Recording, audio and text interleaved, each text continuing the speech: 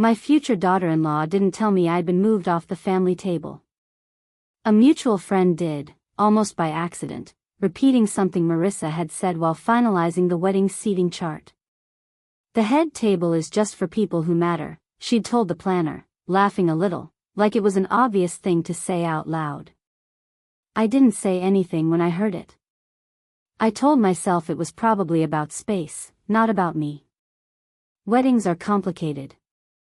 Budgets get tight. Chairs run out. Then, 2 days later, my phone buzzed. A text from Marissa, warm and easy, like nothing had happened at all. Could I send $900 by Friday, for the flower deposit? I almost said yes automatically. My thumb was already hovering over the reply button. Then I remembered something I'd forgotten I knew. I had addressed the florist's thank you envelopes myself, months earlier, sitting at Colin's kitchen table with a cup of coffee going cold beside me. I had seen the invoice, face up, on the counter. It said paid in full. So if the flowers were already paid for, what exactly was I being asked to fund? I decided to find out. My name is Diane Whitfield. I'm 62 years old, a retired school administrator, a widow for the last 6 years, and until that week, I would have told you I was fully, happily part of my son Colin's new family. He's 31. Marissa is 29. They'd been together 2 years, engaged for 4 months, and the wedding was 11 weeks away. I liked Marissa. I want to be honest about that, because this isn't a story about disliking my son's fiancée on sight. She was polished, ambitious, good at making people feel included in a room, at least, people she decided were worth including. Her family had money in a way mine never had. Her father owned 3 car dealerships along the interstate. Mine had been a union electrician who died with a modest pension and a paid-off house, which was the only inheritance I ever expected to give Colin, and the only one I ever wanted to give him. I'd spent 31 years running the front office of a middle school, the kind of job where you learn to read a room in about 4 seconds and where paperwork either matches what people tell you or it doesn't. I mention that because it matters later. Old habits from a career like that don't retire when you do. When Colin told me, back in the spring, that he'd offered to help cover some of the wedding costs, wherever it was needed, I'd said of course, whatever you need, without a second thought. That's the kind of mother I'd always been. I'd helped him with his first car, his security deposit on his first apartment, a rough stretch after a layoff 4 years ago that he never liked to talk about. I didn't think of the wedding offer as a blank check. I thought of it as being useful to my son at an important time in his life, the way I'd always tried to be useful, quietly, without needing credit for it. I didn't know yet how literally that offer would be taken, or by whom, or how carefully the taking would be planned. The seating comment might have stayed a rumor if the timing had been different. I might have let it go entirely, filed it under the general chaos that surrounds any wedding with 2 families this different in temperament and money. But it landed the same week as the text, and once I noticed that, I couldn't unnotice it. I sat with my phone in my hand for a long time that evening, the reply still unsent, turning the invoice memory over in my mind like a stone I kept expecting to look different the second time I picked it up. I decided not to ask Marissa about it directly. Not yet. I wanted to know before I asked, not the other way around. I have never liked confronting people with a feeling when I could confront them with a fact instead. Feelings get argued with. Facts, mostly, don't. The next morning, I called the florist myself. His name was Mr. Alvarez, and I'd met him twice while helping address envelopes for the shower. I told him I was Colin's mother, and that I wanted to confirm the balance on the wedding order, since I'd been asked to contribute toward it. There was a pause on the line, the kind of pause that told me something before he said a single word. "There's no balance, Mrs. Whitfield," he said. "That invoice was paid in full about 6 weeks ago." I remember the date because it cleared right before we placed the order for the greenery. I thanked Mr. Alvarez and hung up, and I sat at my kitchen table for a long time after that, not moving, the coffee I'd poured myself going cold for the second time that week over the same subject. If the flowers were paid for 6 weeks ago, the $900 wasn't for flowers. It was for something else, wearing the flower's name like a borrowed coat. What I felt in that moment wasn't outrage, not yet. It was something quieter and colder. It was the specific, sinking recognition that someone I trusted had decided I was safe to lie to. Not safe like family is supposed to be safe. Safe like someone who wouldn't check. I almost let it go there. I want to admit that too, because I think it matters to anyone listening who has been in a similar position and talked themselves out of asking the next question.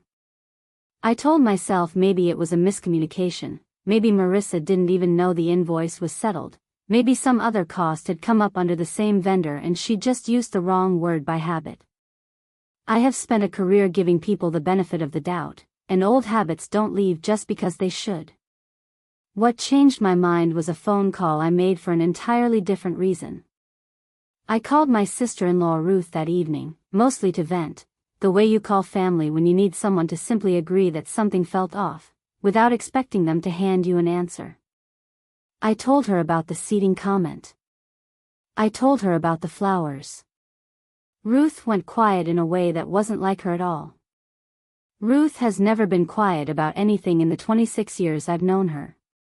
She asked me for money too, Ruth finally said. $650. For the linens. It came the same week I found out I'd been moved off the family table and put with the second cousins near the bar. I felt the floor tilt a little. Not because Ruth's situation was identical to mine, it wasn't, not exactly, but because two identical patterns don't happen by accident. One awkward request is an accident. Two, with the same shape, arriving the same week, are a method. Did you send it? I asked. I did, Ruth said. I didn't think to question it. Why would I? Marissa's always been sweet to my face. And it's a wedding. You expect a few extra costs. That was the answer that stayed with me longest, longer even than the invoice. Why would she? Ruth is 70 years old, generous almost to a fault, the kind of woman who has never once in her life called a vendor to check a balance because it would never occur to her that she needed to. Whoever picked her knew that about her. Whoever picked me was betting on the same thing about me, and had simply guessed wrong. There's something else, Ruth said, and I could hear her deciding, in real time, whether to say it out loud. I think Colin's the one who told Marissa to ask me. Carol mentioned something about it last week. Some kind of list. I didn't respond right away. I was trying to hold two versions of my son in my head at the same time. The boy who used to bring me dandelions from the yard like they were something rare and expensive. And the man who had apparently sat somewhere, at some point, and helped make a list of which relatives were safe to quietly take money from. I told Ruth I needed to think, and I hung up gently. I didn't sleep much that night. I kept coming back to one detail that Ruth had mentioned almost as an aside, that Colin had told Marissa she always helps. It was true, and that was the part that stung. I had built a reputation in this family, over decades, as the person who shows up, who covers what needs covering, who doesn't make a production out of generosity. I had always been proud of that. It had never once occurred to me that the same reputation could be studied, catalogued, and used as a kind of blueprint for who to approach and how. Being reliable had always felt like a virtue to me. That night, for the first time, it felt like a vulnerability someone had mapped out on purpose. Aunt Carol called me the next afternoon, before I'd even worked up the nerve to call her myself. She's Colin's great-aunt on his father's side, 81 years old and sharper than most people half her age, and she didn't waste time getting to the point. I think you should ask Colin directly what he told Marissa about you, she said. Ruth told me a little of it, and I don't like what I heard. Something about a list. Something about you always helping, and not making it too big a number. She didn't have the exact words, only what Ruth had repeated to her secondhand, but it was enough to point me somewhere specific. I didn't say anything for a moment after we hung up. Then I remembered something I hadn't thought about in years. Colin still used our old family email account for a shared photo album we'd set up back when he first left for college, one I had created myself and never fully handed over, since I was still listed as the administrator. On a hunch, I logged in and searched his name against Marissa's. Buried in an old, unrelated thread, the kind that gets forwarded and re-forwarded until nobody remembers what's still attached to the bottom of it, I found it. A message from Colin, 2 months old, listing names. Ruth. Aunt Carol. Me. Beside my name, in his own words, it said, "She'll help, she always does. Just don't make it a big number or she'll want to know where it's going." I read that sentence 4 or 5 times that evening, waiting for it to mean something different than it obviously meant. It didn't change no matter how many times I read it. He hadn't just allowed this to happen around him. He had helped design it. He had told Marissa, in writing, exactly how to approach me so that I wouldn't ask the questions I ended up asking anyway. I let 2 full days pass before I did anything else. I want to be honest about the pacing of my own grief here, because it wasn't fast, and I don't think it should have been. I went through the motions of my ordinary life, watered the plants, called a friend and talked about something else entirely just to remember what an easy conversation sounded like, sat in my backyard one evening long after it got dark because I didn't feel like going back inside yet. But underneath all of it, I was turning one question over and over. If it wasn't flowers, and it wasn't linens, what was the money actually for? The answer came from somewhere I didn't expect. Sandra, the wedding planner's assistant, sent out a routine update to the vendor team with a shared budget spreadsheet attached, the kind of thing that gets forwarded and CC'd without much thought once a project has enough people involved in it. I'd apparently been added to that list weeks earlier, back when I'd offered to help coordinate a few things for the rehearsal dinner, and no one had thought to remove me since. The email landed in my inbox on an ordinary Tuesday morning with a subject line that said nothing more dramatic than "Updated Budget, FYI." I almost didn't open it. I was tired of finding things by then. I'm glad I did anyway. The florist line read exactly what Mr. Alvarez had told me over the phone, paid in full, 6 weeks prior. But 2 rows below it, there was a new line I hadn't seen before, added the same week the text messages went out to me and to Ruth. It read, simply, "Suite upgrade, honeymoon," in the amount of $2,400. I remembered, then, something Marissa had mentioned once at a family dinner, almost in passing, the kind of comment nobody is supposed to remember later, that she'd been hoping for an upgraded suite for the honeymoon, something with a private balcony overlooking the water, but that it probably wasn't in the budget this year, maybe next time. I hadn't thought about that comment again until I saw the number sitting on the spreadsheet in front of me. $900 from me. $650 from Ruth. I didn't yet know the exact figures from whoever else had been on Colin's list, but the math wasn't hard to imagine, and it added up close enough to the number on that line to stop being a coincidence. The money hadn't gone to flowers or linens at all. It had gone toward a honeymoon upgrade that Ruth and I were never meant to know we were funding, collected under vendor names precisely because vendor names don't invite the kind of questions that honeymoon suite would have. I sat with the spreadsheet open for a long time that morning. It wasn't fury, not in that first moment. It was clarity. A very specific, very cold clarity, the kind that arrives after weeks of confusion finally resolve into a shape you can actually see and name. I wasn't imagining it. I hadn't misunderstood some ordinary wedding stress miscommunication. I had been moved to a table by the coat check, and then asked, 3 days later, to quietly help pay for a private balcony I would never once be invited to stand on. I printed 3 things before I called Colin. The florist invoice showing payment in full, which Mr. Alvarez emailed me himself at my request, no questions asked. The screenshot of Colin's message about me, the one I'd found myself in the old email account. And the budget spreadsheet, with the honeymoon line highlighted in yellow so no one could pretend not to see it. I didn't want to ambush anyone, and I still don't think I did. I called Colin and asked if he and Marissa could meet me for coffee, just the three of us, before the wedding got any closer and any harder to talk about honestly. He said sure, sounding faintly wary, the way people sound when they suspect a conversation is coming but don't yet know its shape. We met on a Saturday morning at a quiet cafe near his apartment, the kind of place with mismatched chairs and a chalkboard menu, somewhere neutral. I brought the folder and set it on the table between us before either of them had finished ordering. I laid out the invoice first. The flowers were paid for 6 weeks before I was asked to help with them, I said. I called and confirmed it myself, directly with Mr. Alvarez. Marissa's expression shifted, quick and practiced, into something between confusion and mild offense. It's just $900, she said. I don't understand why this is such a big deal. Weddings cost money. Things move around between categories all the time, everyone knows that.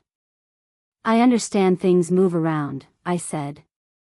What I don't understand is being asked to fund something under a name that had already been paid off weeks before I was even asked. I set down the spreadsheet next, the honeymoon line highlighted in yellow, unmistakable. Marissa's face changed again, faster this time, less composed than a moment before. That was going to be explained eventually, she said. It wasn't meant to be a secret, it was just simpler to ask under one category instead of confusing everyone with a dozen small requests spread across a spreadsheet they'd never seen. It's a secret if the people paying for it don't know what they're actually paying for, I said, as gently as I could manage, which by that point in the conversation wasn't very gently at all. Colin hadn't spoken yet. He'd been staring at the table since I'd set the folder down. I turned to him last, and I laid the screenshot of his own message in front of him. He read it. I watched him read it, watched his eyes move across it a second time, slower. I watched something in his face fall, the particular kind of fall that happens when a person is forced to see themselves through someone else's eyes for the first time and doesn't like what's there. That's not what it looks like, he started, and then stopped, because we both knew perfectly well that it was exactly what it looked like. You told her I'd help because I always do, I said. You told her not to make it a big number, so I wouldn't ask where it was going. Colin, that's not wedding stress. That's a plan. You made a list, and you put my name and Ruth's name on it because you knew we'd trust you. He didn't have a clean answer for that. What he had instead was the kind of half-defense that hurts almost as much as an outright lie would have. We didn't want to stress you out with the real costs, he said. You'd already offered to help with whatever was needed. We figured it was easier this way. You have the money, Mom, it's not like it would have broken you to send it. That's not the point, and I think you know that's not the point, I said, and for the first time that morning, my voice did shake, just slightly, more than I wanted it to. The point is that I found out I didn't matter enough to sit with the family, and 3 days later I was still useful enough to be asked to fund a honeymoon suite I would never see. Both of those things came from the same decision, Colin. You just didn't think I'd notice the second one, because you'd already decided I wouldn't ask. Marissa tried once more to minimize it, calling the whole thing not that serious, calling me a little dramatic for treating a budget discrepancy like a betrayal instead of an oversight. I let her finish. I didn't interrupt, because I wanted her to hear herself say it out loud, in front of Colin, with the invoice sitting right there between us. Then I told them both, plainly, that I wasn't going to send the $900, and that I wasn't going to fund anything I hadn't been told the truth about, ever again, wedding or otherwise, family or not. I told them both I still loved them, and that I still intended to come to the wedding if I was actually wanted there, seated with the family and not near the coat check with the second cousins. But I would decide that based on what happened next, not on whatever either of them said to smooth things over in that cafe. I left before either of them could turn it into a longer argument. I didn't need one. I'd said exactly what I came to say, and I'd said it once. Word travels faster in families than anyone plans for, and this one traveled faster than most. Within a week, Marissa's parents had learned about the spreadsheet, most likely from Sandra, who I suspected felt uneasy enough about the accidental CC to mention it somewhere it could be heard by someone who mattered. Marissa's mother called me directly, mortified in a way that sounded genuine rather than performed, and told me the seating chart had already been corrected, that Ruth had been quietly repaid her $650 in full, and that she was deeply embarrassed her daughter had let ordinary cost-cutting turn into whatever this had turned into. I raised her better than this, she said, and I believed that she believed it. Aunt Carol had her own small victory in all of this, one that made me laugh for the first time in almost 2 weeks. She told the story at the next family gathering, the short version, without naming amounts, just enough that everyone understood a mistake had been made and corrected. Nobody needed the full spreadsheet read aloud. Families rarely do. A raised eyebrow and a knowing pause traveled just as far, and by the following Sunday, 3 separate relatives had quietly mentioned to me that they'd double-checked an old vendor request of their own, just to be safe. I don't know if any of them found anything. I know that the habit spread anyway, and I think that mattered more than any single repayment. Colin called me 2 days after that. He didn't try to explain himself again, which I appreciated more than I expected to. He just said, I let it happen because it was easier than telling Marissa no. That's on me, not just her. I'm sorry, Mom. I mean that. It wasn't a perfect apology. It didn't undo the message he'd written, or the 2 days I'd spent staring at my kitchen table wondering what my own son actually thought of me underneath all the ordinary affection. But it was honest, and honest was considerably more than I'd expected from him that week. I want to be truthful about where this landed, because broken bond stories, the real ones, don't usually end with everything repaired like nothing ever happened. Colin and I are still rebuilding something that cracked in a way it hadn't cracked before. Marissa and I are polite now, careful with each other, not yet warm, and I honestly don't know if we ever will be. I've made a kind of peace with that uncertainty, because I no longer need her approval to know my own worth. What I know for certain is this. When the invitation to the rehearsal dinner arrived, my name was back on the family table, no longer tucked near the coat check. I went. I sat where I belonged. And when it came time for the wedding gift, I didn't send an unmarked sum toward a category I couldn't verify. I called the venue myself, weeks in advance, and paid directly and transparently for something I chose on my own terms, the wedding cake, as it turned out, paid in full, in my own name, with an invoice I kept in the same folder as everything else. Nobody had to tell me afterward whether I mattered. I had already decided that for myself, the moment I made that first phone call to a florist instead of simply sending the money and looking away. Marissa's sentence about who belonged at that table was never really about seating charts or square footage. It was about who she assumed wouldn't ask questions, and who she assumed would. She was wrong about me. And by the end, so was my own son. I still love them both, and I expect I always will. I just don't hand over blank checks anymore, not to anyone, family or otherwise, without knowing exactly what I'm actually paying for. That isn't bitterness, and I want to be clear about that, because I don't feel bitter when I think about it now. It's simply what it means to be someone who checks the invoice before she signs off on it, someone who matters enough, at the very least to herself, to ask the question out loud instead of swallowing it. So here's my question for you, and I mean it, tell me in the comments. If you'd found out you'd been quietly moved off the family table and asked to help fund something you hadn't been told the truth about, would you have picked up the phone and checked it yourself, the way I did, or would you have just sent the money and let it go? There's no wrong answer. I just want to know I'm not the only one who checks the invoice. If a story like this one is why you're here, subscribe to Broken Bonds, and I'll see you at the next one.